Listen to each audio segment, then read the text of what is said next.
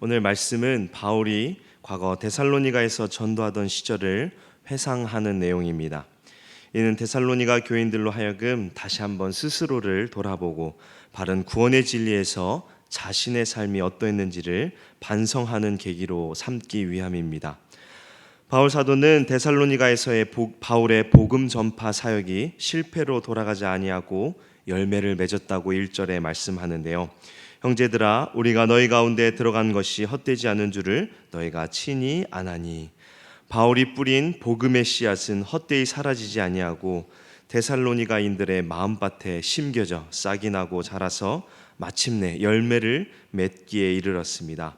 앞장인 1장 7절에 보시면 너희가 마게도냐와 아가야에 있는 모든 믿는 자의 본이 되었느니라 라고 바울이 데살로니가 교인들의 믿음의 열매들을 칭찬한 것을 볼 수 있습니다. 이런 면에서 바울은 데살로니가 선교를 결코 헛되지 않은 성공적인 일로 생각했습니다. 이처럼 귀한 복음의 열매를 맺는 이유는 무엇일까요? 그것은 바로 하나님의 말씀 안에 생명력이 있고 운동력이 있기 때문입니다. 그래서 아무리 척박한 환경에 뿌려질지라도 열매를 맺는 것입니다. 실로 하나님의 말씀은 모든 믿는 자를 구원에 이르게 하는 하나님의 능력인 것입니다. 하나님께서는 바울 사도 일행이 고난과 능욕의 어려움 가운데서도 복음을 온전히 전하도록 보호하셨음을 바울 사도는 2절에 고백합니다. 빌립보와 데살로니가 지역에서 바울 사도 일행의 복음 전파에 대한 핍박과 회방은 실로 엄청났는데요.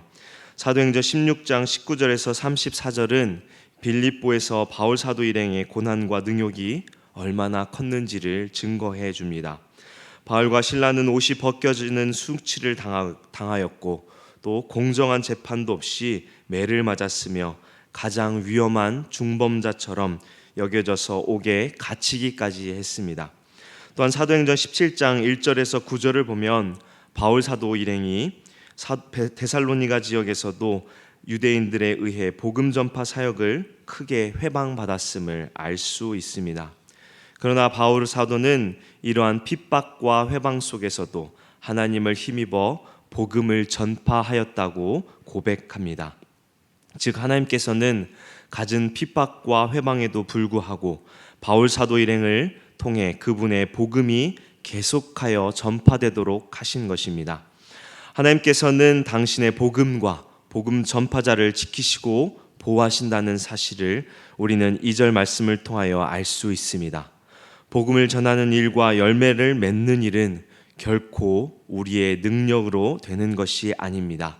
그것은 오직 하나님께서 하시며 실패가 없으시다는 것을 우리는 기억해야 합니다.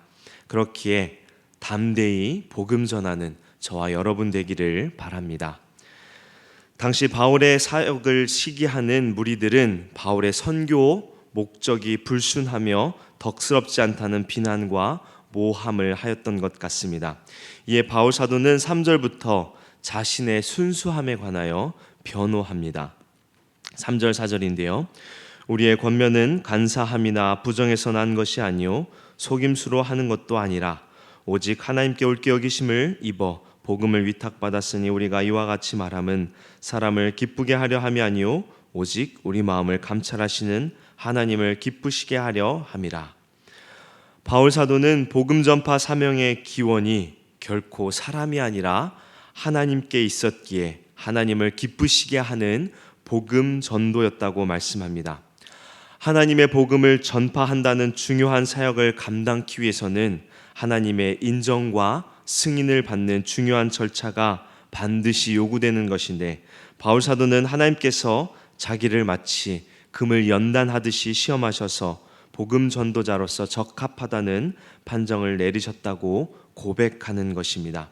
그렇게 바울 사도는 마음을 감찰하시는 이 하나님께서 바울 사도의 선교 목적의 순수함을 5절에 증거하신다라고 말씀하는 것입니다.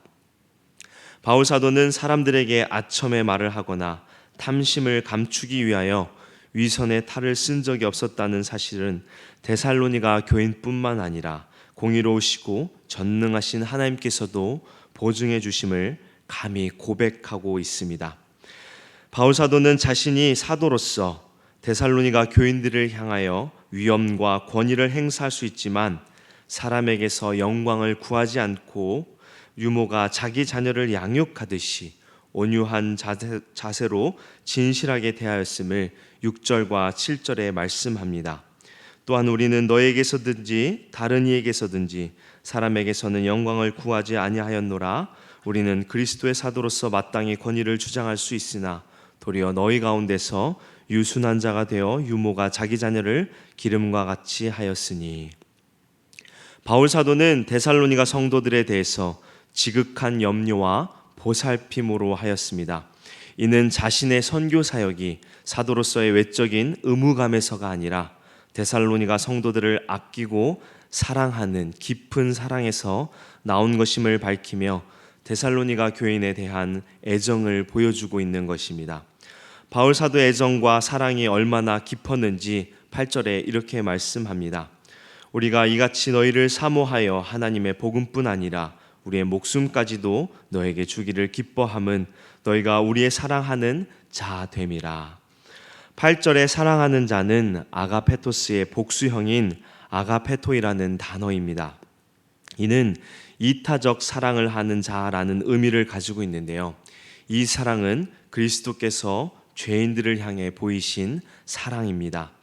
바울 사도는 이러한 그리스도의 사랑을 본받아 데살로니가 교인들에게 희생적 사랑으로 복음을 전하고 보살폈다라고 말하는 것입니다.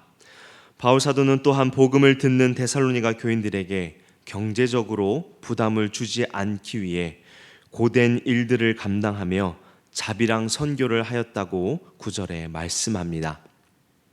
천막을 만드는 일을 했는데 바울 사도와 일행들은 안정된 삶을 위해서가 아닌 하나님의 복음을 효과적으로 전하기 위함이었습니다. 이처럼 바울 사도가 하나님의 복음을 위하여 헌신하며 데살로니가 교인들에게 온전한 희생의 사랑을 베푼 목적에 관하여 12절에 말씀하는데요. 우리 12절 말씀 함께 읽겠습니다. 12절입니다. 이는 너희를 부르사 자기 나라와 영광에 이르게 하시는 하나님께 합당히 행하게 하려 함이라. 아멘. 바울 사도는 데살로니가 성도들이 그들을 부르셔서 자기 나라와 영광에 이르도록 하시는 하나님께 합당한 삶을 살게 하기 위함이라고 말씀합니다. 그리스도인의 가장 바른 삶은 바로 하나님께 대하여 합당한 삶을 사는 삶입니다. 하나님께서는 자기의 백성들을 죄인들 가운데서 부르시고 죄악된 본성을 버리고 성령의 감동하심으로 순종하는 삶을 살며 하나님의 나라와 영광에 이르게 하십니다. 성도는 바로 이러한 부르신 뜻을 위하여 살아가는 자입니다. 성도는 하나님께서 부르신 그 의미를 이해하고 하나님의 뜻을 충족시키며 살아가야 합니다. 바울 사도는 이러한 목적을 위하여 데살로니가 교인들에게 권면과 위로와 경계를 하는 것이며 오늘 우리에게도 똑같이 말씀하고 있습니다. 섬김과 희생의 원리로 이루어지는 이 하나님의 나라, 아직 도래하지 않았으나 장차 도래할 그날의 영광을 소망하며 성도로서의 본분을 잊지 않고 하나님 앞에 합당하게 살아가는 우리 모두 되기를 주님의 이름으로 축원합니다. 아멘. 함께 기도하겠습니다.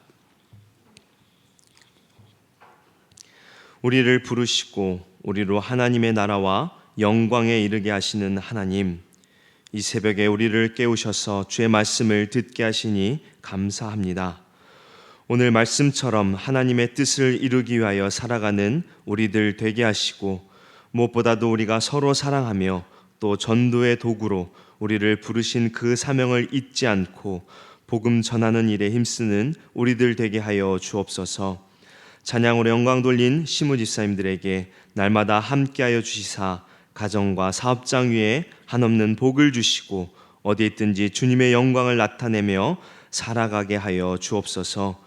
우리를 죄에서 구원하신 예수 그리스도 이름으로 기도하옵나이다. 아멘. 지금은 우리 주 예수 그리스도의 은혜와 거룩하신 하나님의 사랑과 성령님의 위로교통 충만케 하심이 새벽에 나온 주의 성도들 위해 지금부터 영원까지 함께 하시기를 간절히 축원하옵나이다. 아멘.